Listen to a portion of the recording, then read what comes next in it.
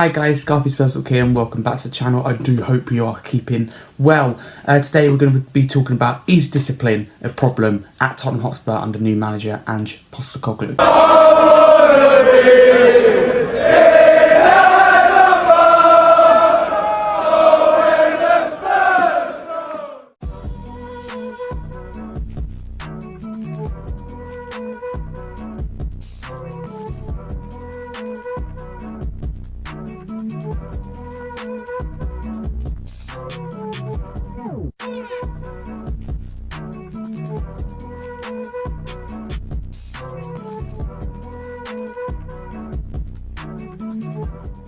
Is discipline a problem at Spurs right now under new manager Ange Postecoglou? So I want your say in the comments below throughout today's video.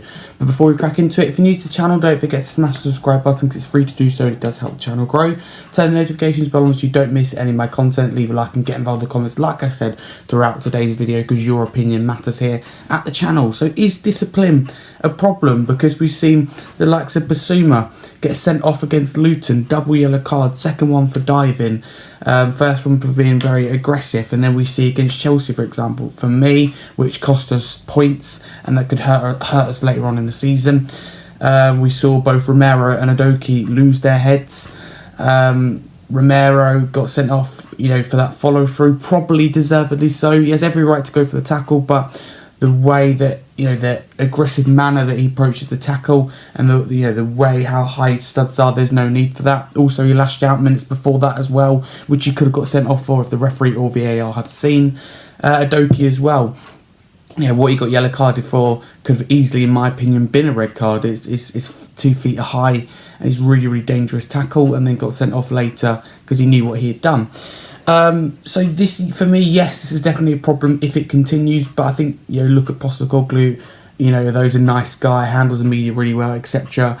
I'm convinced he's a no-nonsense type of guy, and I believe that these individuals will be told off. There's nothing wrong with being aggressive, but when we've seen things like Bissouma diving, Romero lashing out, Udogie going two-footed and getting away with it, then this kind of things needs to be cut out and individuals need to be held accountable. Because for me, the two individuals in Romero and Udogie were the reason we came away with 0 points instead of 3, because I think 11 men we could have won that game 3 or 4-0 against Chelsea, and I'm not being funny. So yeah, it's a problem if it doesn't continue, but you look at everywhere Postecoglou's gone in his career, it never has been a problem, and I don't think it will be a problem. But I think like Romero and Udogie and a few other individuals were too up for the occasion, maybe against Chelsea, and should have treated it like any other normal game, going out there, playing the way we can play and winning the game. Because also like Van der Ven against Chelsea was having to cover a load of players because players were very, very higher than usual, for example. But yeah, discipline, I'm not going to say it's a problem because we don't know how Postecoglou's handled it, because Bissouma hasn't done it since, but Bissouma now has actually got a 1-game suspension, which, not being funny, we all knew was coming. He's got it in the upcoming game against Aston Villa. But yeah, there's no problem with him playing the way that Bissouma plays, the engine room, and being aggressive. But when it comes down to things like diving, then we just can't have that. So hopefully Postecoglou will handle this in the best way possible. But let me know in the comments below if you can answer that question better than I can. Let me know in the comments below. Is discipline currently a problem at Tottenham Hotspur? I think that some individuals are really costing us, and Romero's vice captain, for example.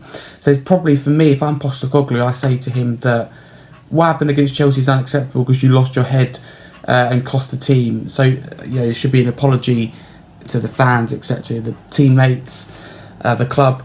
But Romero, I'd say to him, if this happens again, not getting sent off, you don't lose, you shouldn't get punishment necessarily, but I'd say to him, if you lose your head again, because, not being funny, Romero has a track history of doing this. AC Milan in the Champions League last year, when we're looking for a goal to take us into extra time, off the pretty much off the ball. The ball's going out of play and he's two-footed to play a clear red card and gets himself injured. So we know Romero's has this in his locker, but he's had an excellent start to the season, and I think he's cut that out of his game. I think that's massively down to him having Van der Ven next to him, a reliable partner, because Romero doesn't do that for Argentina and last season. So I understand that. He's been better, and Chelsea lost his head. He needs another chance, of course.